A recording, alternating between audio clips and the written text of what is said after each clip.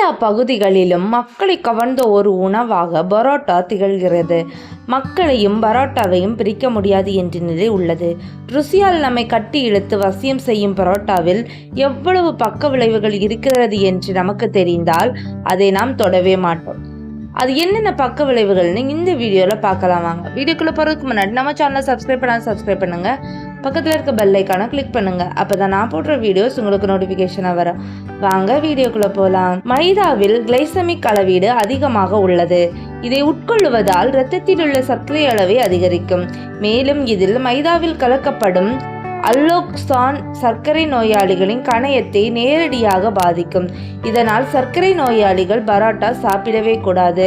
மேலும் மைதாவில் தயாரிக்கப்படும் எதையும் சர்க்கரை நோயாளிகள் தொடாமல் இருந்தாலே சர்க்கரை நோயிலிருந்து நாம் விடுபடலாம். மைதா நிறைந்த உணவில் நார்ச்சத்து கிடையாது. இது செரிமான பிரச்சனைகளை ஏற்படுத்தும்.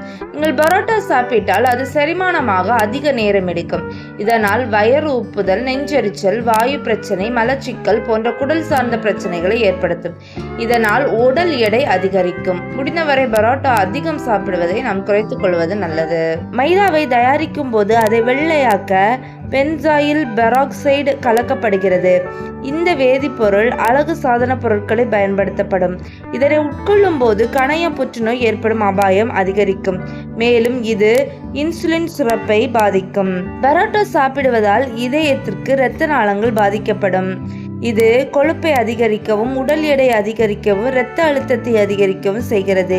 இதனால் மாரடைப்பு, நெஞ்சுவலி போன்ற இதயம் சார்ந்த பிரச்சனைகள் ஏற்படுகிறது. Thank you friends. இந்த வீடியோ உங்களுக்கு யூஸ்ஃபுல்லாக இருக்க நம்புறேன். இந்த வீடியோ உங்களுக்கு யூஸ்ஃபுல்லாக இருந்தால் உங்கள் ஃப்ரெண்ட்ஸ் அண்ட் ஃபேமிலிக்கு ஷேர் பண்ணுங்கள், லைக் பண்ணுங்கள், கமெண்ட் பண்ணுங்கள் அண்ட் சப்ஸ்கிரைப் பண்ண மறந்துடாது.